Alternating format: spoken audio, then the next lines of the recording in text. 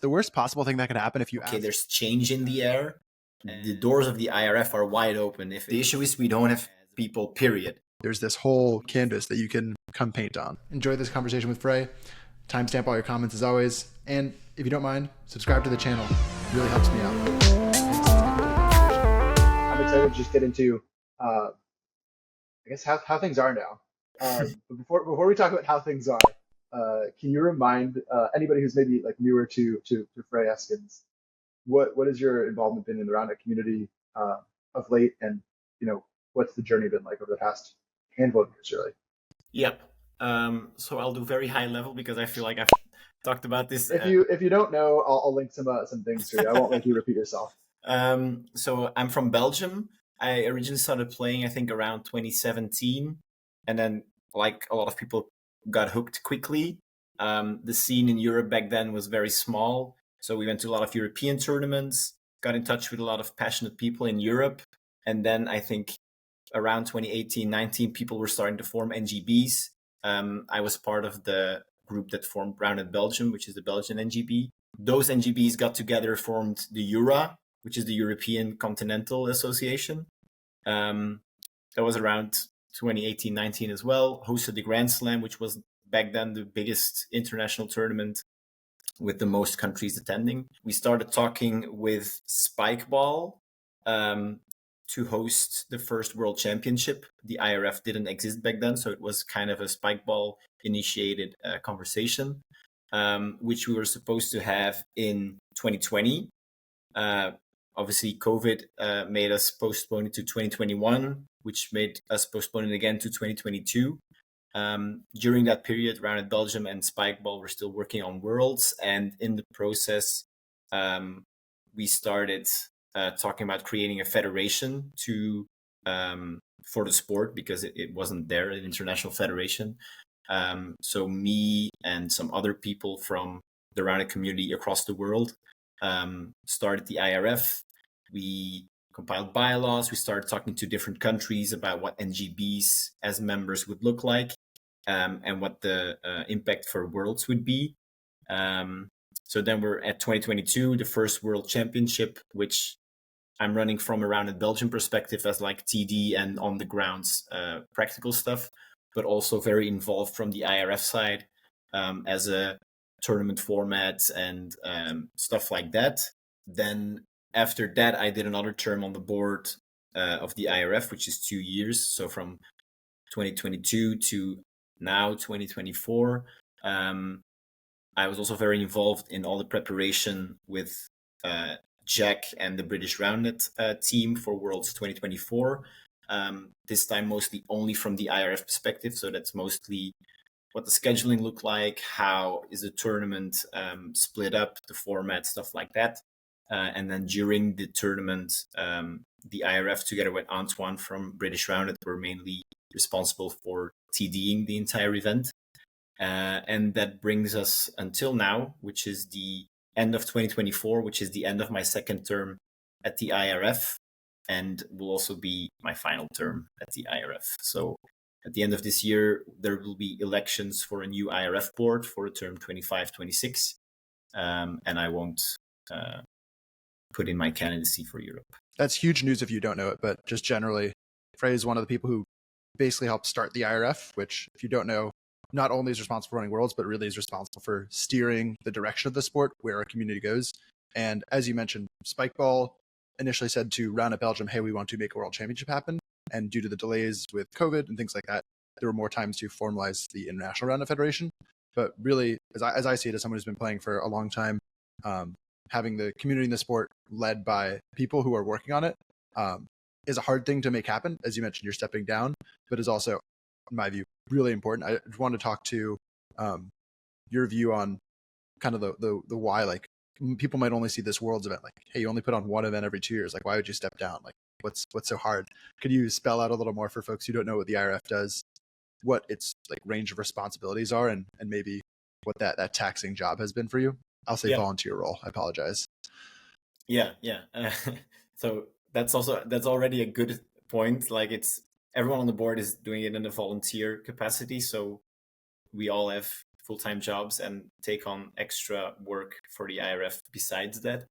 I think responsibility-wise, in the beginning, so like let's say my first term, 2020 to 2022, a lot of it was figuring out the legal stuff and forming bylaws that make sense, that is tailor-made for our sport, but also where NGBs, our members can have voting rights, but then give the IRF board the agency to make decisions on their own as well.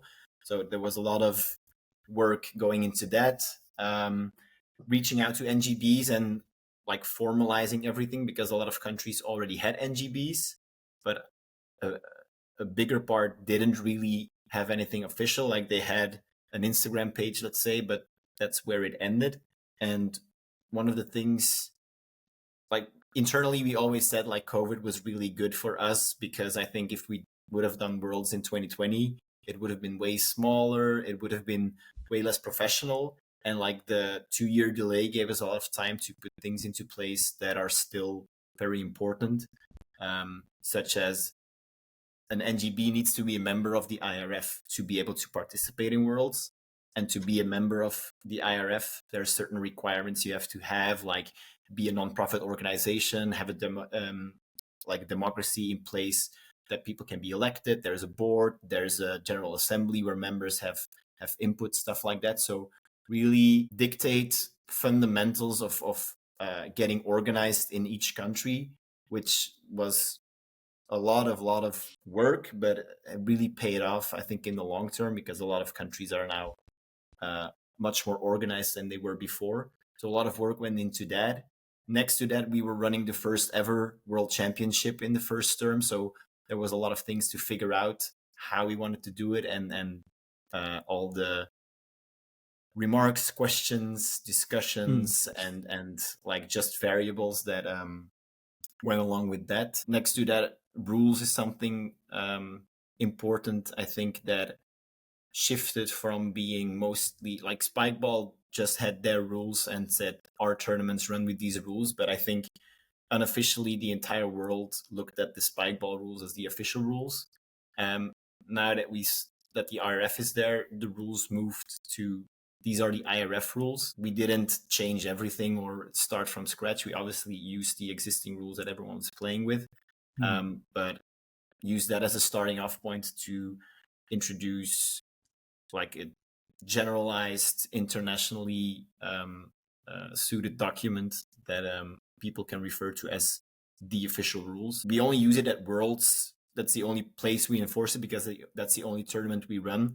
Everyone can play by the rules that they want, but again, unofficially, people play by those rules and see them as the rules to play by. Next to that, there's a lot of things, I guess. There is a lot of things. Like it's hard to list them all as well. I was gonna say, I didn't want to make you feel like pressure to like run down. Like 4 years of work is a lot of work. But more so just like in case you didn't know or don't really like have the awareness of, it's not just like this World Championship. It really is anything that could make Roundnet better. I think the really important thing you mentioned is like some NGBs, this is maybe hard to like, it's easy to take for granted if you haven't been part of organizing your own NGB or if you are newer to Roundnet.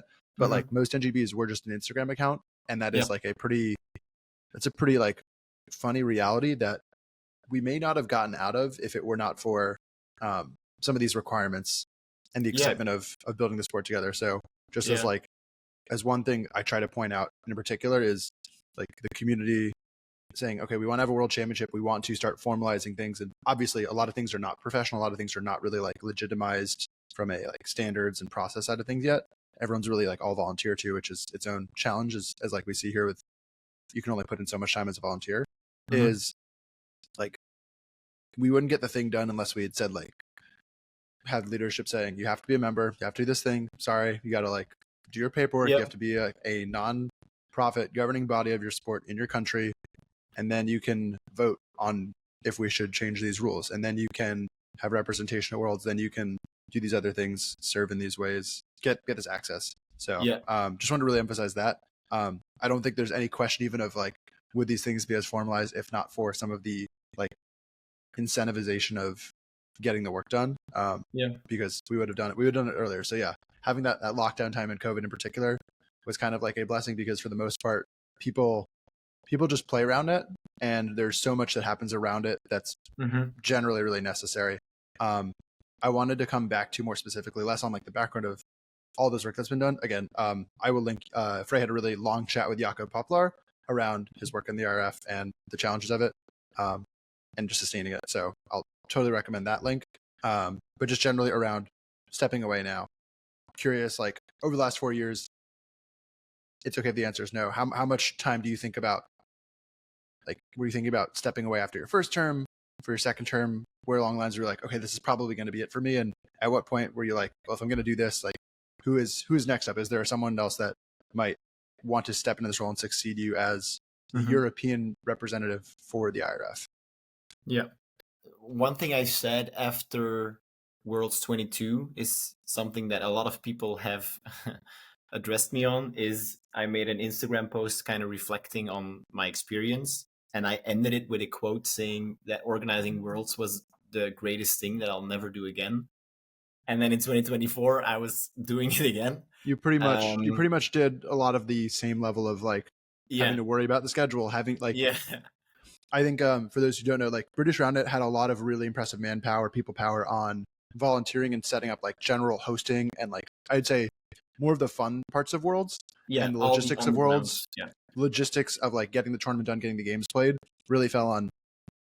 I was also there helping out with you, like fell on Antoine Maquette, and then IRF volunteers, and then well, I guess IRF board members, and then other volunteers, myself being one of them, who was just like, yeah, I can help sit on Fuego and just sort teams, like so we got to spend a couple hours doing things where it was like, you mentioned just like, should like the board member of like FIFA or FIBA or any other like big federation be like sitting on grass, like manually putting in scores for a world championship?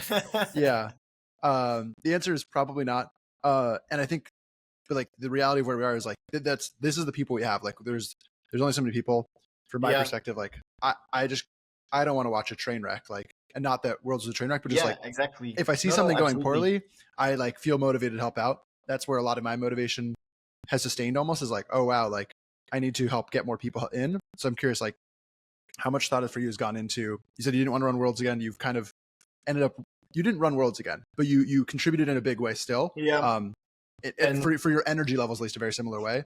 How much of your thought has gone to, wow, like I need to find like the next person to, or maybe next people to help split up this work, because maybe no one should be doing this much work. Maybe it should be split up amongst multiple people. So I'm curious how you've approached talking to people about that, maybe getting more people excited about helping. I agree. And I think historically we haven't really done that good of a job as the IRF to kind of plan for that, because we've always been like, okay, World is the focus, and we just work towards that. And I think one big takeaway after 2022 was we need more people, because then, like I said in the beginning, I was the Roundnet Belgium part, but I was also the IRF part. And like we had a debrief a week later. The first thing we all said is these need to be separate people, which is what now we had Jack Collard from British Roundnet basically doing everything non-tournament related with the venue, the food, accommodation, the fan zone, like practical stuff. And then Antoine, together with the rest of the IRF, was the tournament stuff. It's a step in the right direction, but still a lot of work came to very little people, I feel like. And it's something that during Worlds, which is, by the way, the only time the IRF people actually meet in real life, because most of the time we see each other on screens because we're all over the world. During Worlds 24, we've discussed it more of like how this isn't sustainable right now. And I feel like it's a lot in a lot of places in Roundnet, things go well, but in an unsustainable way, because everything hinges on a couple of people doing a lot of work. And we're now thinking, especially with the term ending, how can we make sure that that transition happens. We have new people coming in, and we don't just leave them to their own devices and figure stuff out again. That could be exiting board members, having a consultancy period where they're still present at board meetings and helping the transition into the new board. It could be staggered terms where not the entire board is voted, a new board is voted, but there's some people staying in the board, new people being voted in, and then the next year the other two people get voted in. So it's more of a transition each time, as compared to, well, we're done, good luck with it.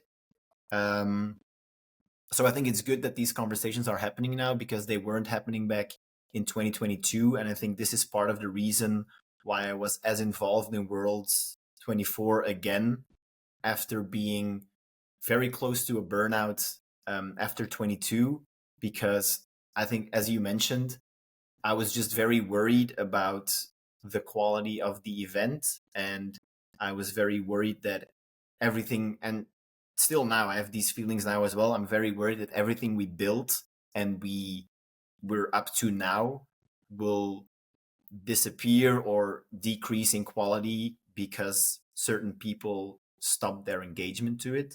And that's why in 2022, pretty early in 2023, let's say, I took on a lot of responsibility for Worlds and working with Jack Collard from British Roundnet into preparing Worlds. Right now, I feel like I'm a bit in the same spot where I do want to like offer any or all work that I can do in preparation of helping people from the IRF or who's hosting 2026. Jack Collard said the same thing. Like I think he's the same in that regard. Is he has a lot of ownership of the event, and he's really happy and did a lot of work for this event, but also really wants the next event and all the events after to succeed and contribute in any way that he can. So I feel like we're slowly getting a small group of people that are willing to contribute and pass along some of the knowledge and the in and outs of hosting it, which is again a step in the right direction, but not the solution or anything. Something on that point of just like having more people maybe becoming aware of the work to be done and at the same time having that passion for it. I think I can relate to it too, as far as like just getting excited about a project and pursuing it. I know you talked about kind of your background of starting as a player and kind of just progressively building up. Can you just validate for anybody who maybe is just playing and doesn't feel like they can help, or maybe they're not allowed to help, or they don't have the skills to help? Like, what would you say to someone who wants the things to be better the same way we're trying to make things better, but is wondering like, am I even allowed to raise my hand and help out? Like, what do you need to get started? The issue isn't that we don't have people with the right skill set or the right whatever. The issue is we don't have people, period. We just need people to start doing something. Like, I have no idea how to run a sports federation. We just like got together and started doing it. Same for, I don't know, like when we hosted Worlds 22, we had a lot of figuring out to do, and it's basically just sitting down and trying to do it. And if it fails, it fails. But it's just we're just making decisions like, okay, this is how we're going to do it. Is it the right decision? We don't know, but it's what we're going with. So in terms of I want to do things, but I don't know if I can, 90% sure that you probably can do something that adds value to the sport of Roundnet. One thing we do with the IRF is we start committees, which are, let's say, task forces of certain topics. The rules committee is one example, which you are on, Ben. There's other stuff like equipment committee, like sport development. Sports development committee. There's one for like officiating, the and rankings one on committee, observer committee. rankings. Yeah. So, well, there was going to be a rankings committee, but then then we didn't succeed. Yeah, I spoiled that. There were a lot of committees. Well, the 5 committees that we set out, like this is what we want to work around. We had, I wouldn't say a lot of interest, but we had interest. and everyone that applied, like, I want to be involved in some way, was assigned a role in a committee that they said were interested in. But then very quickly we saw, and this is like, no, people, like, life happens, you have other commitments, and I get it. But it's just an observation. A lot of people, let's say 30 people, wanted to do something on committees. I would say 25% actually did work, and we actually were able to deliver something out of the committees. A lot of committees just were disbanded. It didn't produce anything. Some other committees, for instance, World Rankings Committee, was then formed to, okay, there's basically 2 or 3 people in here. We're gonna narrow the scope a bit and just make it the seeding committee for Worlds 24, because that's the most specific task that it has to do. But initially we had set out to have them think about, how can we have a ranking that's international, that's representative, that can inform the seeding of continentals or inform the seeding of next edition of the World Championship. But just because we had the lack of people and time, we just narrowed the scope. Same with the equipment committee. Especially now, there's a lot of talk about the rules need to change, the equipment needs to change. We have to do something. We tried to do something. We had a lot of people that are involved with the manufacturing from different companies. We also had some people that aren't involved with any of those at all, to get them together, and had a very, I feel like, very specific deliverable of make a list of requirements that constitutes a official Roundnet set. Give dimensions, say the net has to be between this diameter, this has to be like very, like, just the same that we did with the rules committee the first time, is don't invent anything new, just standardize what's already there, so that we have a starting off point that we can work from. If we want to change equipment, we have to have a starting point that we all agree on, and that was their deliverable. Also something that didn't really amount to anything, and that wasn't there. If I can just check, I can jump in. Yeah, sure. The number I see on the IRF website, at least, and I know some names came and went. So like I see 19 names on it now. I know serving on the rules committee, there was at least one more person. So at least 20, maybe up to 30. There are 5 committees. I know this is stated by Jack Scotty, the president of the IRF, with the NGBs. It was that if anybody applied to work on a committee, they were accepted, like you said. It's like 100% acceptance rate. So just to like emphasize for anybody who's wondering, like, can I help? Like, what skills do I need to have? I think the only prerequisite, you said like none. I'd say the one is like wanting Roundnet to be better.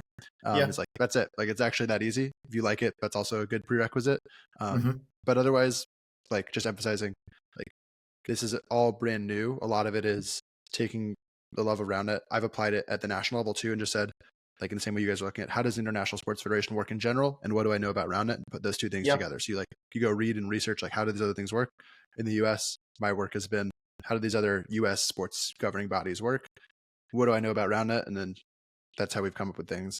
But the big like challenge you mentioned with running Worlds with some of these committees is we want to like set up these systems. We want to have like tools in place that can be sustainable. So we want like to have the simplest example that anybody can access, because we all play in these tournaments. If you're listening to this, is like a rankings system. That's the simplest one, but it applies to all the other things too. Is like, how do the points work? How do I climb and decrease? How do I rank countries? How do I seed tournaments? And that's not the most important thing, but it is just like a really accessible concept. Doing that for all the other ways that the federation works around rule changes. I know, like, I'm someone who kind of faltered in trying to get like an exhaustive flow chart together of how we go about testing things for equipment and stuff like that. So the only like I'd say the second requirement is, I guess, follow through, because most people haven't had the follow through. So those are really the only things to do, and it doesn't take too much work either. I think like one challenge people might see is how much work you've put into it as one individual, and say, well, like, oh, I can't do what Fre does. I mentioned earlier, like, and you mentioned you split up like you had 2 roles basically at Worlds in 2022, and then you had maybe a percentage of just one of those the second time around, which for you is great, and more people coming in. So just kind of calling to action that if there's a couple more people that are not just saying they want the work to get done, not complaining about problems, but actually like becoming solvers, solutioners. The work actually, it's not that it's easy, but it's a lot easier than it has been. So I just wanted to really emphasize that. Absolutely. And I feel like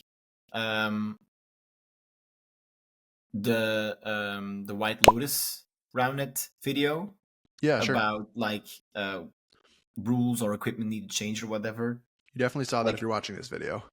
A lot of people jumped on that, and like it's very good that it's like took off, and a lot of people seen it, a lot of people commented on it. But it's a discussion. It's not a new problem, and it's not like, and I'm just seeing this from an IRF perspective. It's not like the IRF saw that video and thought, oh, this needs to happen. Okay, let's do it. No, it's something that we know is an issue, and we try to get systems in place to do it. But it's just very hard to get our time. But like I made a comment on it, like outlining my thoughts on it. One of the things I said there is, like, we've had committees where board members, aside from being board members, were committee members and doing work in them as well, just because we didn't have the people to do it. So I kind of hope that something like that triggers people to like get up and do something, because like it's good that it's shared on 200 Instagram stories, and it's good that it has 50 comments under it. But I really hope that even a small percentage of those people are actually triggered to say like, okay, what do I do with this, and how do I contribute to moving this forward?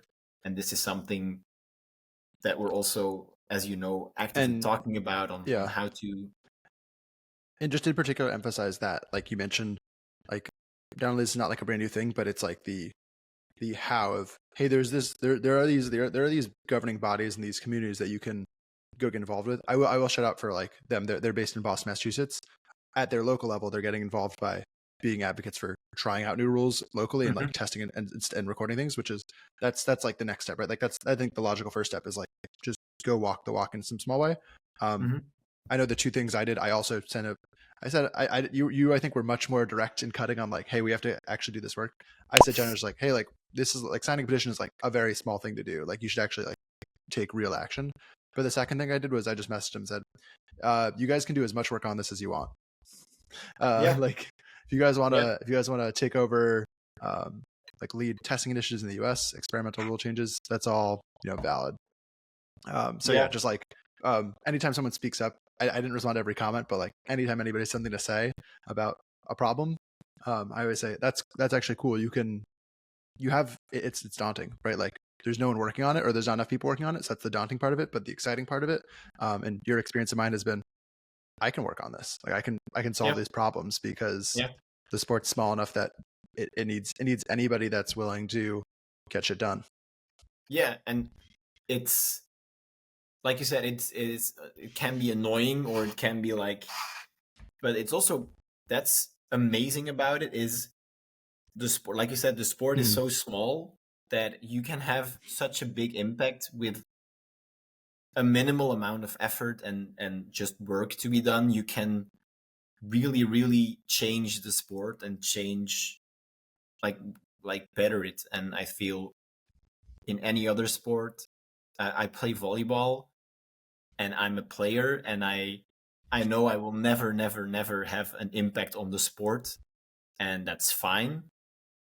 But Roundnet, like, I also just like IRF, for instance, like I said in the beginning, we didn't know. We just Googled how do other sports federation work? What are the requirements to join the Olympic committee?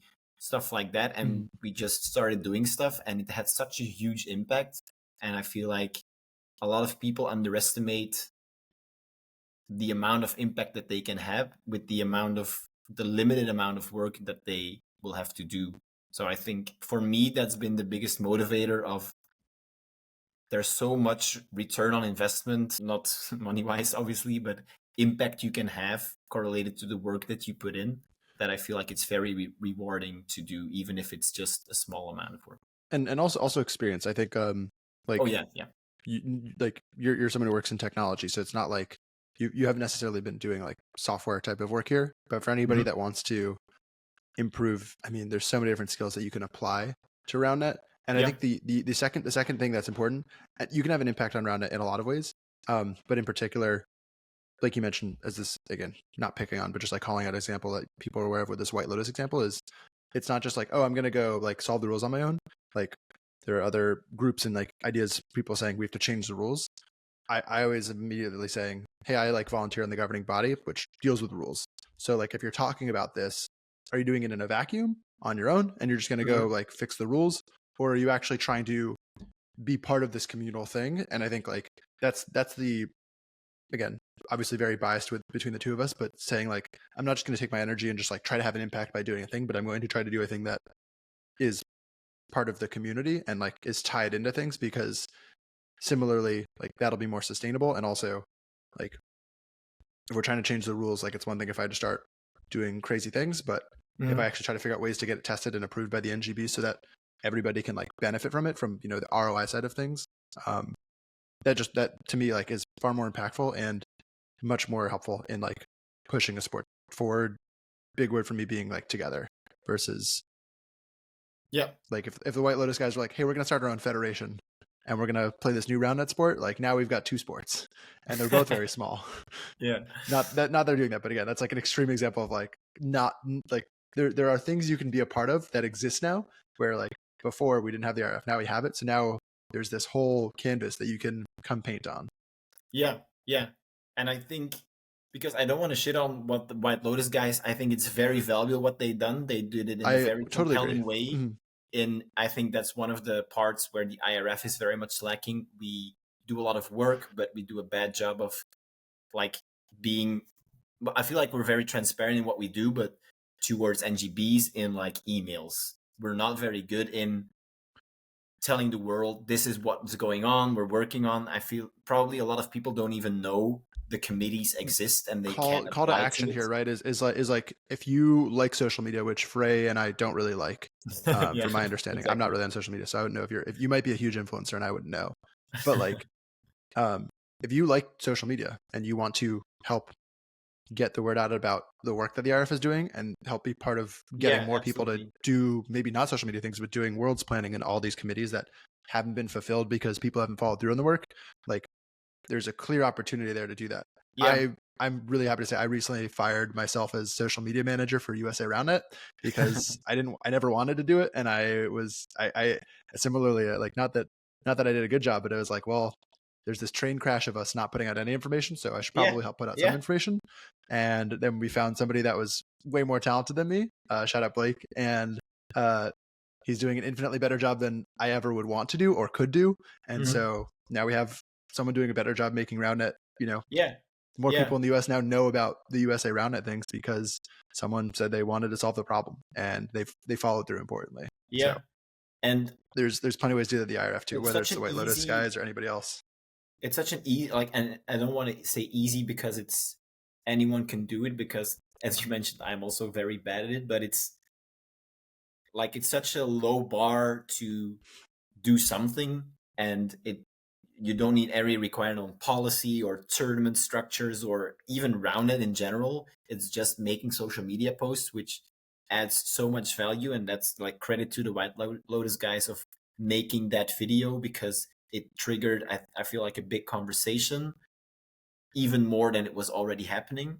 And I hope, but I think that it will instigate some things, and it will like at least make 2 or 3 people think maybe I should do something about this. And I think that's very valuable. And hopefully this conversation right now is also getting you wanting to just be part of solving the problem. It's going to be less Instagrammable than their post though, but hopefully, yes. And you know, if any, I haven't like plugged this, but like if anybody ever wants to like cut up these interviews, and I've seen some people like repost some clips, which is amazing. Like, love that. Ideally getting out the clips that are about growing the sport, not about like, I don't know, we haven't said anything too bad here. So, just something very productive, PG, right? I Like think. the less divisive things and more like inspirational. Like that's the exact purpose of like this is like people don't know about the things that we're doing, and it's not that an expectation that you have to talk about the work you're doing, but more and more people are excited to talk about these things, right? Like Yeah, that White Lotus yeah, video wouldn't have got the same engagement a couple of years ago, not because it wasn't like well edited, but because like people, whether they have the context on how the IRF works and how they can get involved, that's maybe something the IRF can provide more of. But just generally, I'm really excited that more people are talking about, wow, we have these problems as a sport and a community. Again, I think there's almost next to zero people becoming problem solvers, unfortunately. So making sure that we encourage people to become problem solvers is really important. But a lot more people are talking about the problems. I think before yeah. there were people who just like assumed everything was fine and didn't really have any context. Now there's more and more of that shared context Yes, I agree. of like, oh, like the IRF board members, like they just volunteer their time. Like, okay, I can appreciate that a little bit more. And Yeah, also like Roundnet players, like maybe people thought that pro players were getting paid. More people know that that's just a random word people associate. And some people treat themselves like professionals, but for the most part, they're just having a good time and are really sick at the game. So yeah, the more context more people have, the easier it is to activate people into action. So yes, definitely. super motivated about that. I want to come back to the thing we started out with, which is you stepping away from the IRF, because I think that is like one of the biggest problems actually is not that you're not allowed to quit, but like people who are stepping away from contributing. We just talked at length about how there aren't that many contributors, and so when you pull someone out of the system, like what's lost. And Yeah, if you, again, just like you mentioned, trying to set up transition periods, things like that, maybe separate from your one example, but if there's more that you haven't shared, I'd love to hear more about it. Like how do you think about this drop off in, we lose Fre as a contributor. yeah, I hope you still continue playing Roundnet, by the way. I don't know what yeah, your definitely, intentions are. But definitely. just generally, right? Like if you're not working on stuff right now in the status quo, we have to hope that somebody as dedicated and as capable, generally capable, because you've built up this capability, right? Like you maybe started out not as capable, but now you have 4 years of experience leading the IRF, one of the biggest contributors there. How do we replace that? And I think more importantly, like how do we prepare to replace that? Because you won't be the first person to step down from the IRF, I hope. And No. but at the same time, that will still be like a bummer when other people step down from the IRF. And knowing that right now multiple people are ending their terms, and Yeah, most of them probably won't be continuing their terms.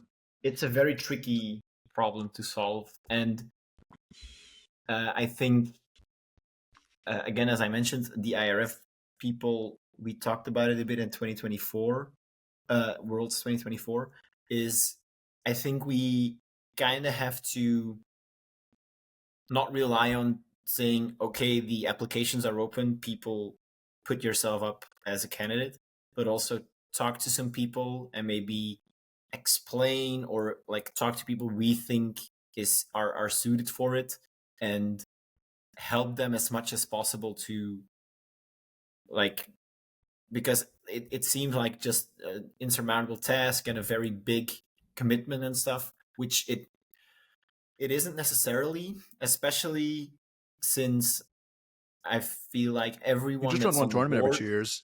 Yeah. We're trying to pitch this, man. Come on. Yeah, you just run um, one tournament every 2 years. It's easy. like everyone on the board right now is, no one is stepping down with like, ugh, I've had it. I've had it with Roundnet. I've had it with the IRF. Yeah.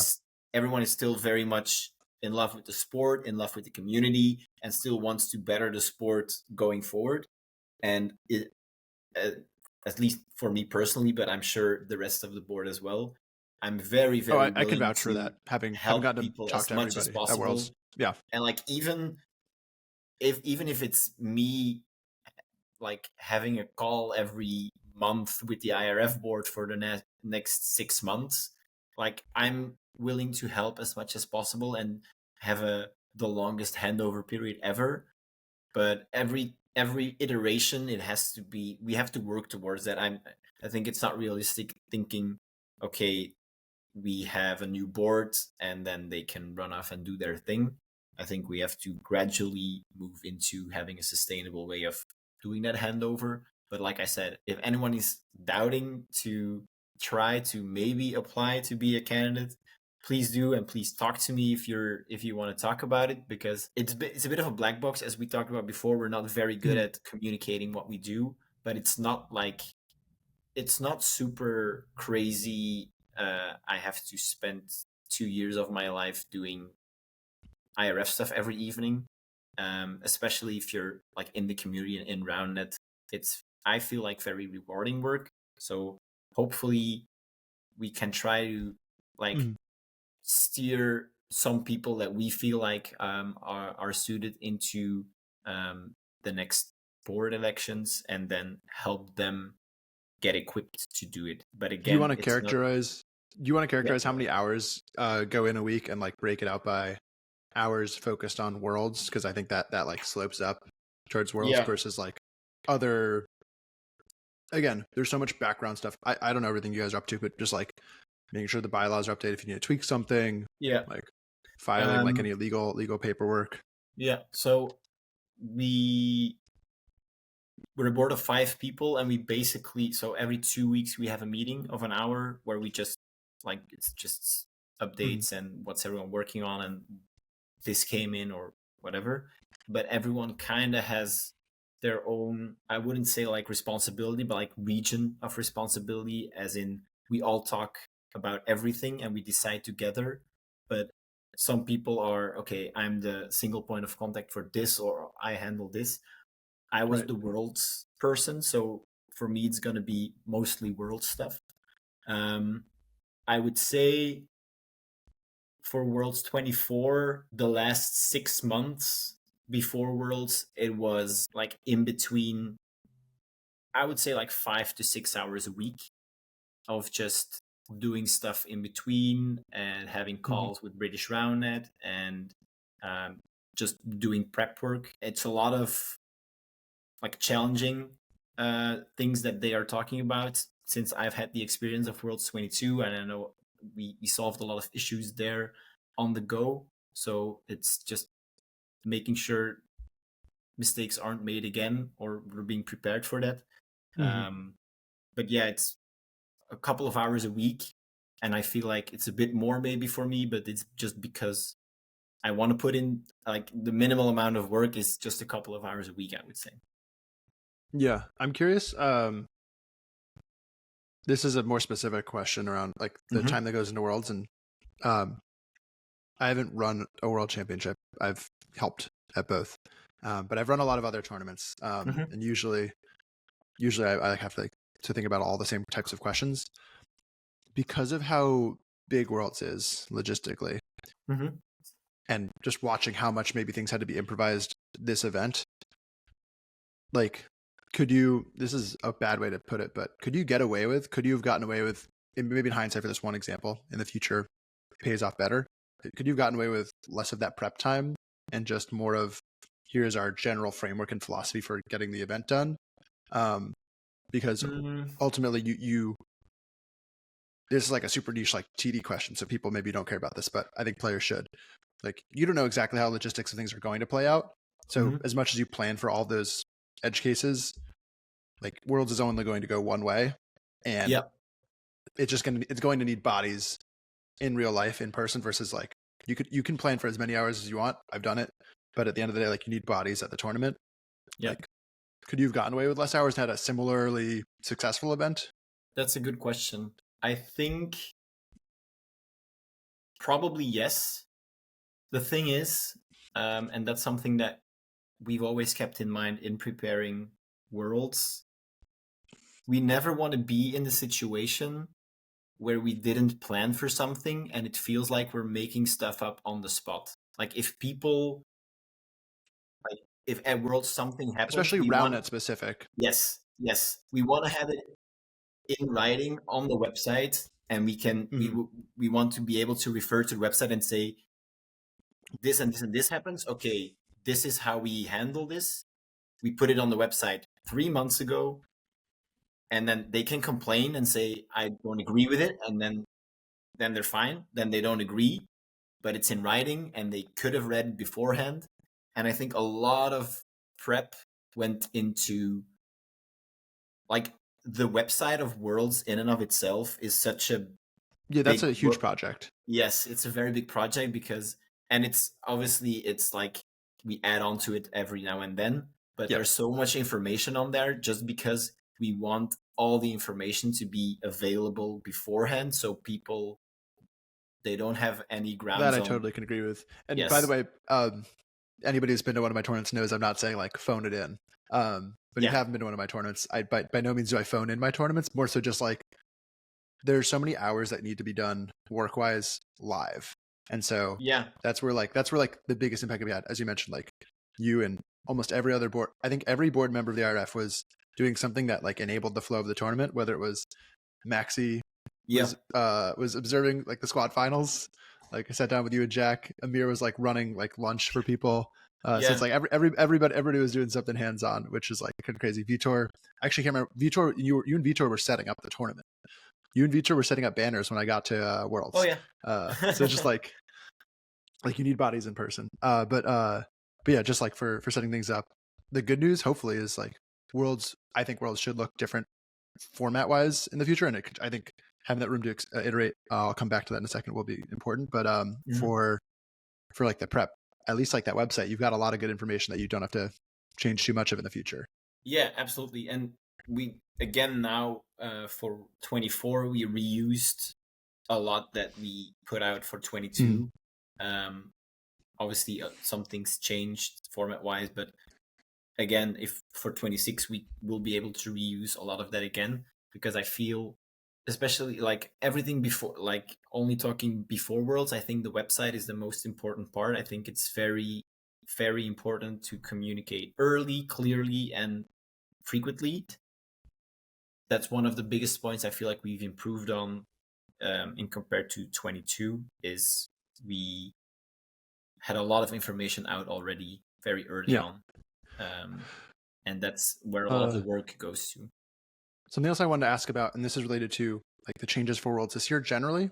If you felt like there was like much feedback on, hey, we do or don't like how things changed, and relating it in particular to growing and changing Roundnet, and then specifically changing the rules. So starting just like on Worlds format, like was there any discussion of, hey, if Worlds is structured this way, like we don't like that it's changed, or maybe we're just upset that it's changing for the sake of we want things to be consistent? Like was that at all like a topic that came up with regards to like how Worlds was working when you put out the new format? I think generally the feedback was really good. Okay. Both from players and like for us to run it.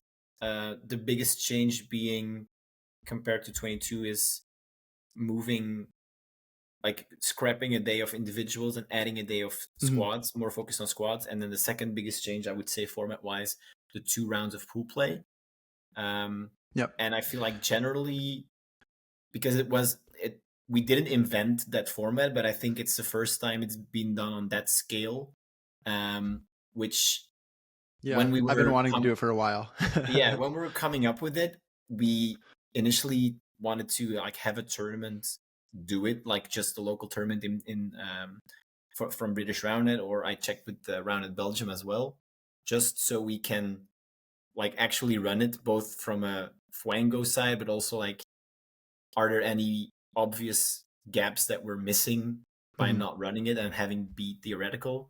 We didn't end up running that test tournament, but it worked pretty well, and I feel like players were also pretty happy with it. The biggest issue, and this is getting logistics is the biggest one.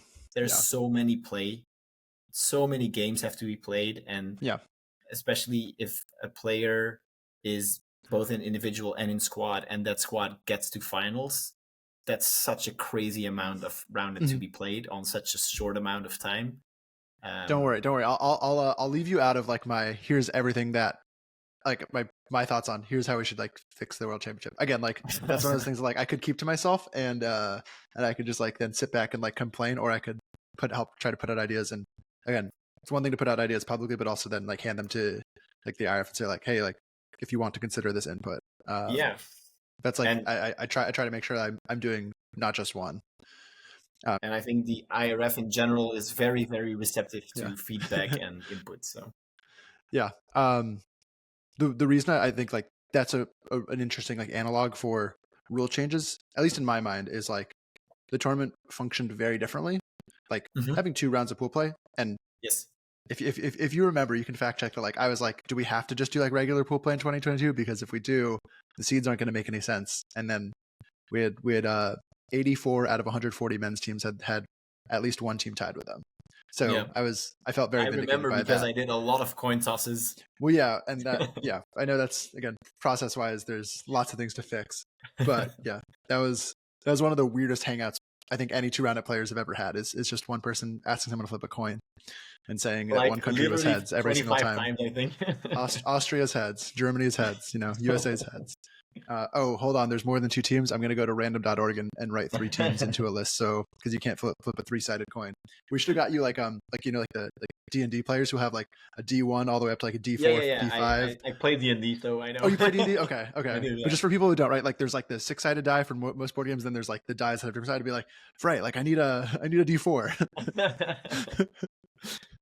But that would have been tough though, because anyway, like if you roll a D4, it's like I need to roll it multiple times. I need to roll a D4 and then a D3 to like sort out each team. So even that is like, that'd be chaotic.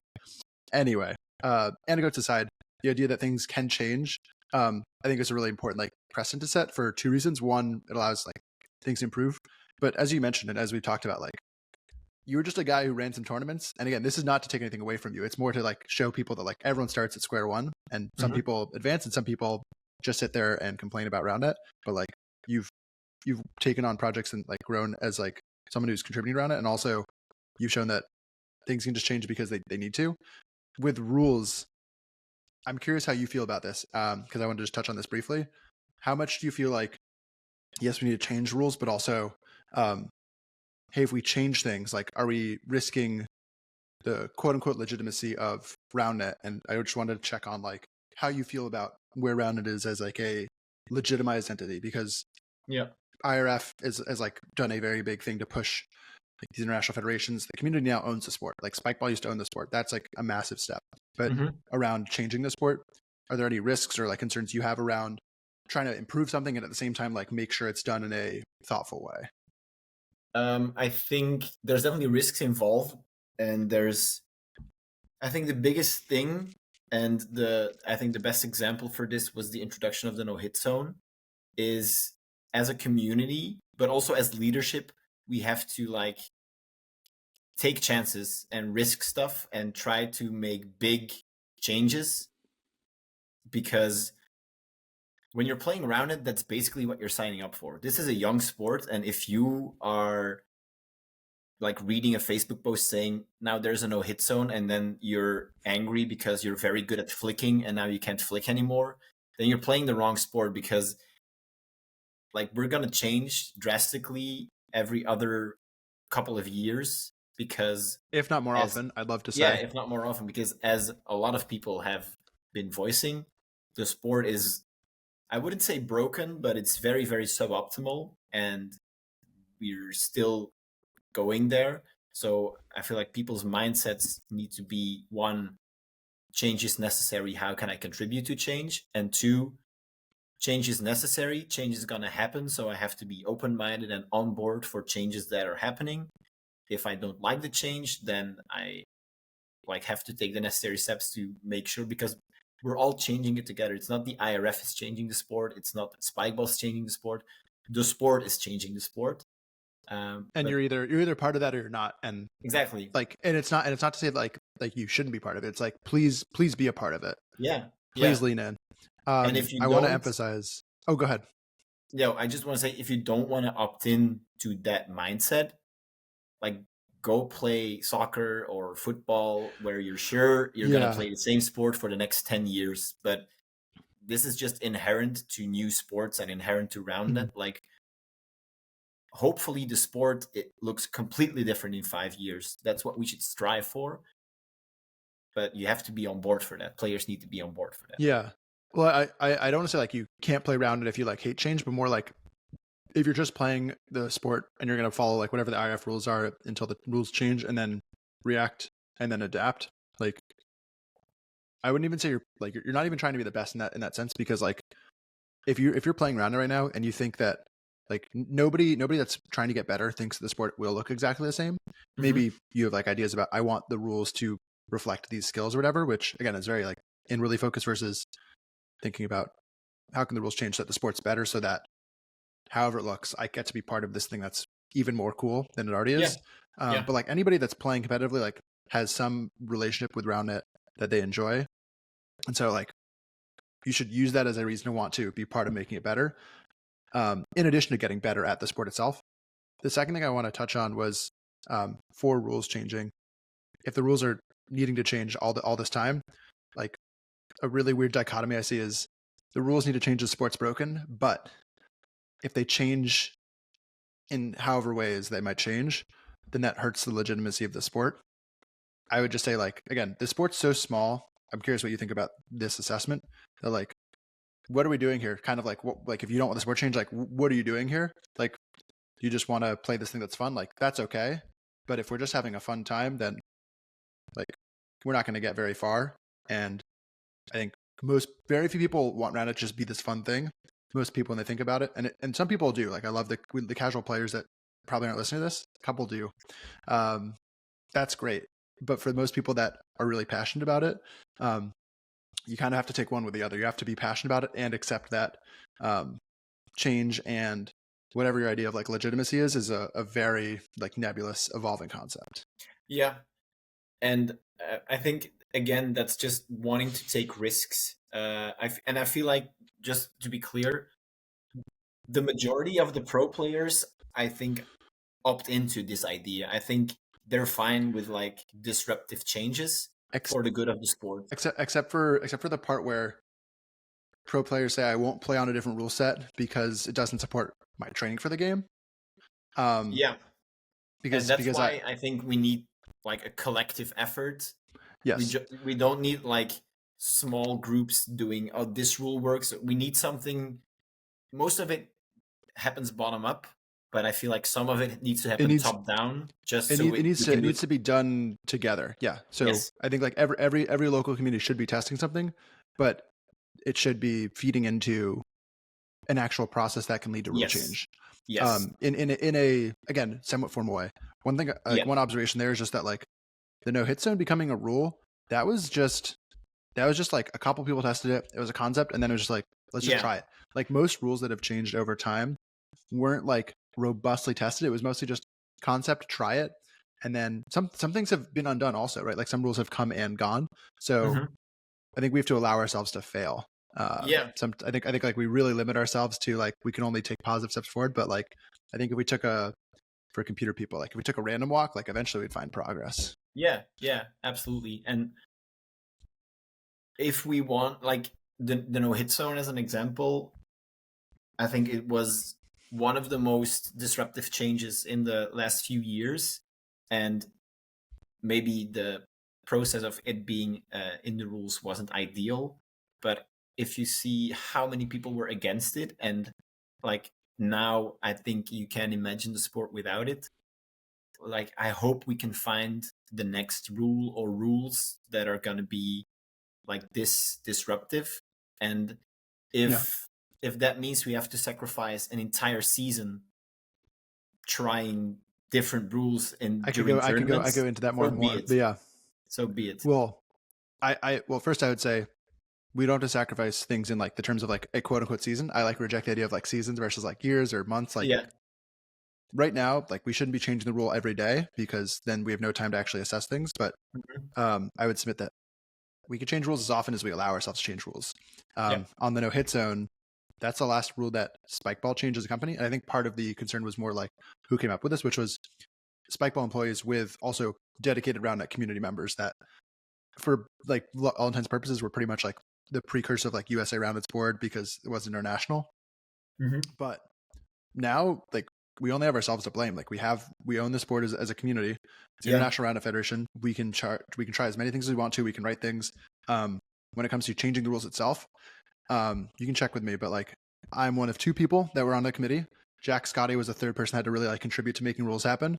And I did push for like some ideas to be like, hey, can we try this for Worlds? Like, why not? Not like any like crazy like new changes, just like, hey, can we do this for Worlds? And just the concept of no, we can't make like big changes for Worlds. I think what's really cool about the discourse that's happening now is we're starting to like open up these levers for no, we actually can try these things.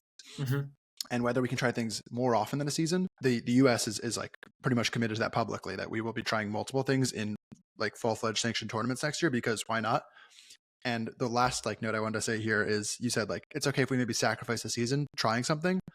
I would submit to anybody watching this that we have sacrificed the last decade plus trying things, to the extent that we've had a good time doing it, and we've said the sport's broken. Not that it was never fun and there were different equilibriums, but that would be my submission to everybody that's watching this, is like, we have never not sacrificed time playing. Right now, we are playing a rule set that we know is bad. We've admitted to ourselves is bad. Yeah. And we have said, but we can't change it before Worlds, or we can't change it before this tournament, because legitimacy. When at the end of the day, like, the only thing legitimate would be getting a vote, changing the rules and saying, we're going to try this new thing and we'll see how it goes. Yeah. And I think the biggest reason we didn't do, like, there were changes to the rules before Worlds, but it's mostly just wording stuff and making stuff more clear. And we didn't want any impactful rule changes, like game-wise, is, again, this comes back to communication and managing expectations. And I feel if we just have to create a precedent. We have to just start doing stuff, and then the mindset of this is a changing sport will be put into practice. And I feel like if we start doing that, and as you say, we change the rules as much as we allow it ourselves. Right now, there hasn't been any like super drastic changes because what? There's no reason we shouldn't do it.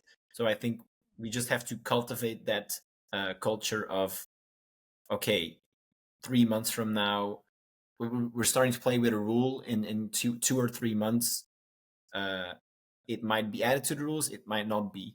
But with the creation of the IRF and more people traveling and communicating, I feel like the international community has never been as close as it is now. So it gives us like this unique opportunity to test across the board. Like, we can test the same rule in the US, in Europe, and in Asia, and gather feedback on that in a pretty quick way, as long as we have a way to do it from the top down, saying these are the rules we're testing and this is the process of testing it. Like, we can turn it around pretty quickly and get it into the rules pretty quickly, if similar to like the weighted sets we use at Worlds. No one used them before, but everyone who did use them was pretty like, okay, this is pretty obvious an improvement. It's not a big impact, but it does help. I'm sure there are certain rules. Right. Same to the people who like Premier Spike because it's heavier and doesn't move. It's like, sure, try it. I like it. It's fine. Spikeball does a similar thing where it's just heavier. It's like, that's fine. Sure. Yeah. There's definitely certain rules that can be tweaked or added or changed, where everyone's like, this is obviously better. We shouldn't wait around for a big rule. Like, we should get this in the rules as fast as possible. And that's like the culture we need to try to create. Again, like I feel like I'm a broken record on this conversation, which is bad. It means it's too long. But just the idea that like we've improved the awareness culture of like, okay, we're talking about these problems. That's great. The second step though is, okay, so why haven't we had all these big changes happen? It is actually strictly because no work is being done around it. Like, I know you and I are just two people who have both like, I know you're one of the people who said, hey, here's a rule idea. When we asked the entire global community what rules need to be reworked, and already have rule ideas, you put an idea in there. I forget how good or bad it was. I don't think it was implemented though, because I think it was like a substantive change, not like a wording change. But it's like you putting that in and contributing that thought to the global conversation when the IRF says we're doing something, opting in, like that's something that we sorely are lacking right now.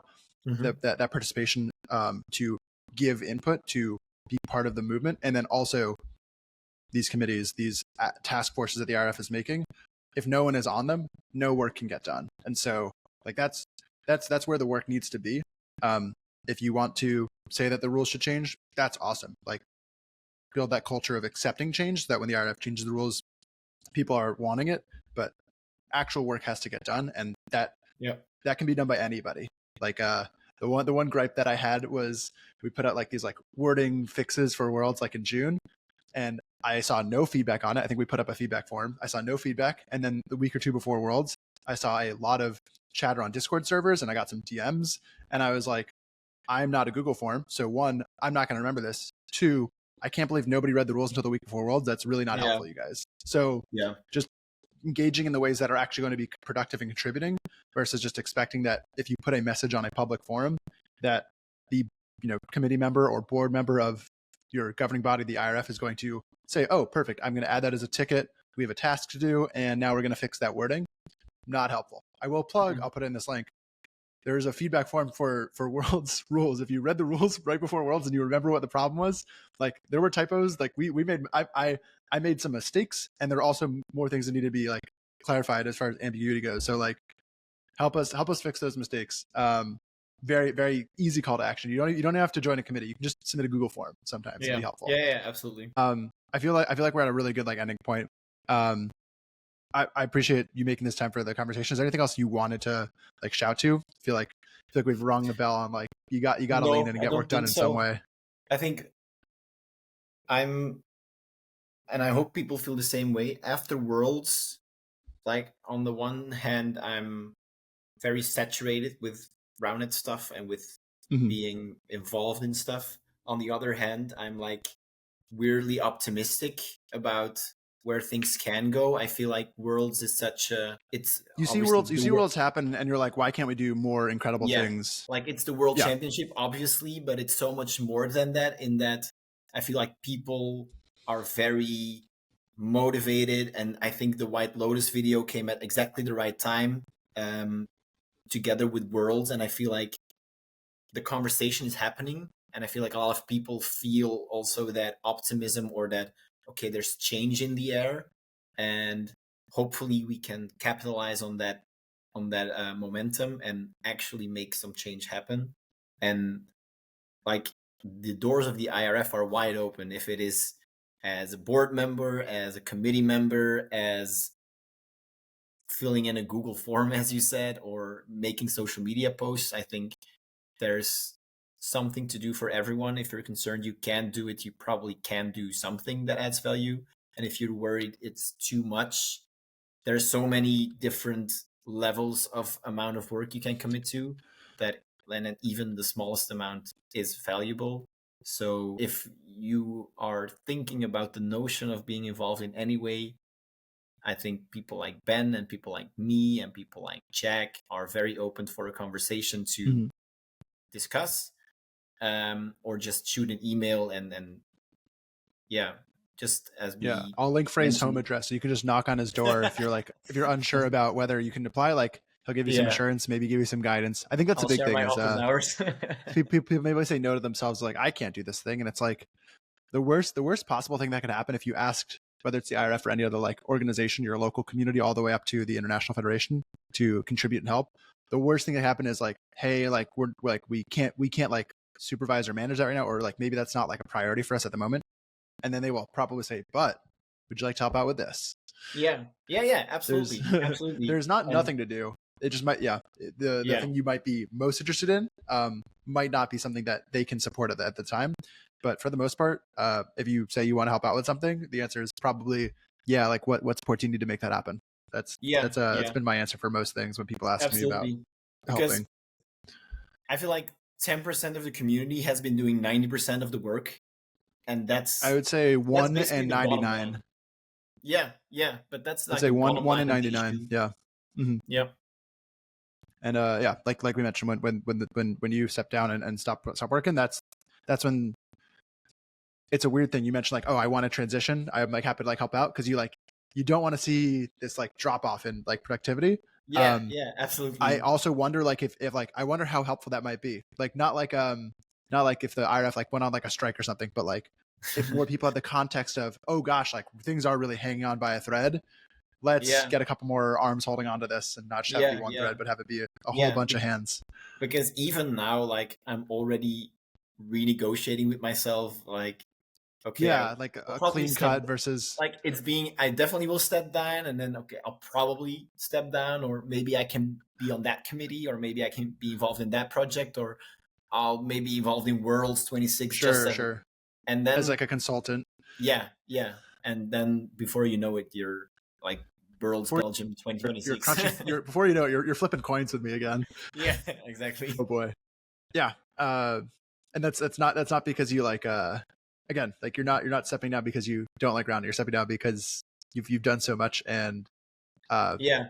you at a minimum you should be taking a break. And I think everyone should be taking a break. But the scary part is that there's we don't know what's going to happen when you take a break, because we think Yeah. that might be a break for like a bunch of things, and that goes Yeah. for Yeah. not just you, not just the IRF board members, but a lot of people that are doing things in an unpaid way.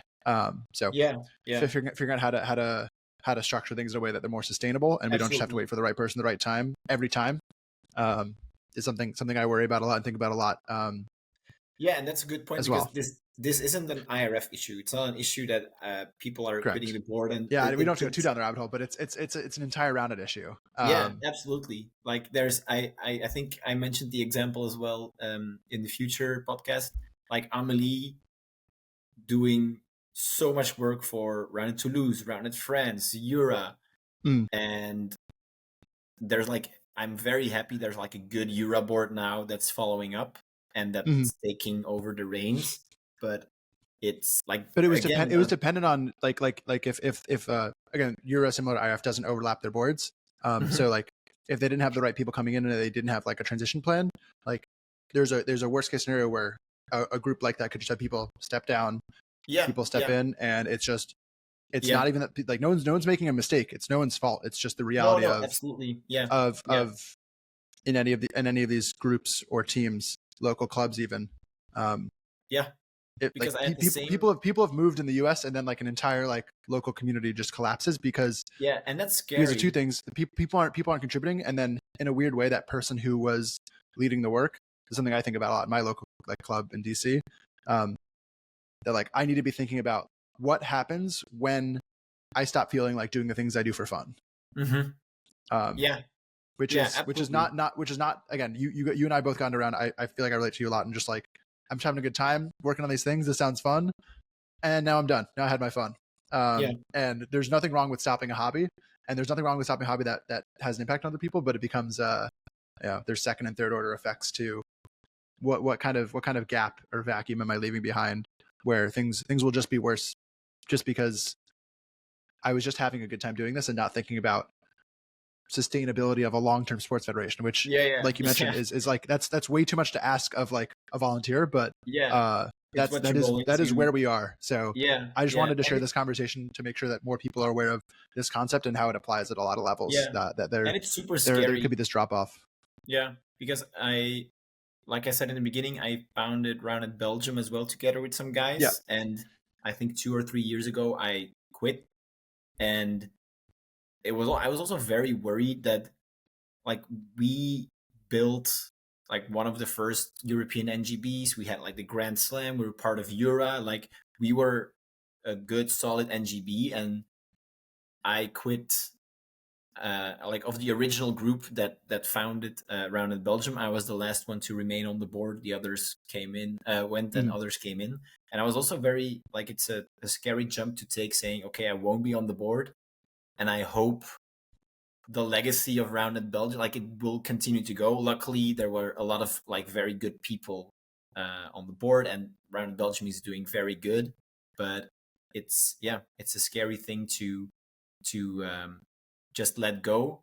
And I don't think we shouldn't rely on the reason people stay in these positions is, if I don't do it, I'm scared it won't happen, because that's a really bad way to set something up. Like, as you say, you do it because it's fun and you enjoy it, and that's good. But if you stop enjoying it and you keep doing it year after year after year, then it's just, you're being set up for collapsing for both the person and the organization.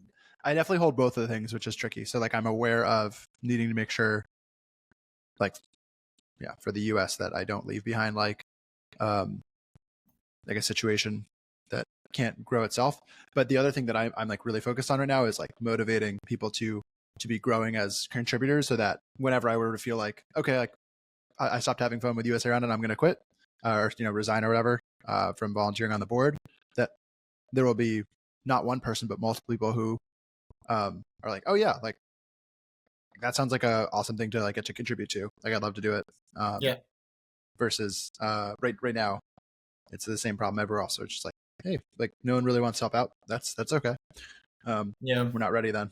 So I've taken that on as it's a very funny thing to say. I've taken on in my mind, a new responsibility, which is getting more people familiar and comfortable with contributing and not just playing. Yeah. As a necessity. I think, definitely a necessity. if you care about the sport growing, if you care about being a good player, you don't have to. You have the luxury of not needing to. But that's my luxury. Yeah. It's my new focus. Amazing. Well, is there any other? I feel like we're in a good spot to stop. Yeah. No, I've stopped pretending that these conversations could be under 30 minutes. But the good news is I've been doing a good job putting in chapters. And for anybody who's listening to this all the way through, I just want to say thank you.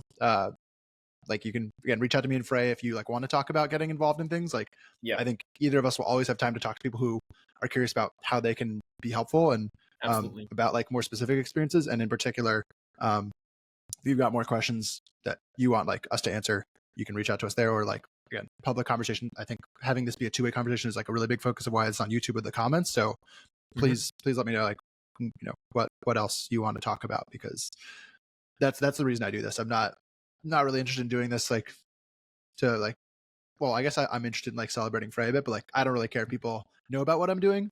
I only care about people knowing what I'm doing so that they can help make it better. No, exactly. Like, that's what it's about. Yeah, I don't want people to know the work I am doing. I wanted people to know the work that is being done, and the work that they could be doing also, maybe. Yes, absolutely. It's just advertising for working around it. So ad well done. This is a great hour long ad spot. Sweet. Okay, Fre. Well, you've never been to the US, so maybe yeah, maybe one of these years you'll be in a Roundnet tournament, and you'll flip coins. I'll flip coins for you.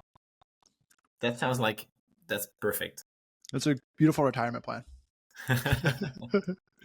Cool. All right. Thanks again for chatting. I really appreciate it. And thanks all for tuning in. You can, I think you should subscribe to this channel, but it's okay if you don't, because it's okay. I'm not getting paid. Do you want to get more money into Roundnet? One small thing you can do is subscribe to channels like this that cover Roundnet. Every little bit helps, and it gets us closer to monetization. You're watching ads on YouTube, you may as well have some of that ad money go back into Roundnet. Oh, and please subscribe to the video, or the channel. You know what I mean. I'm not a YouTuber.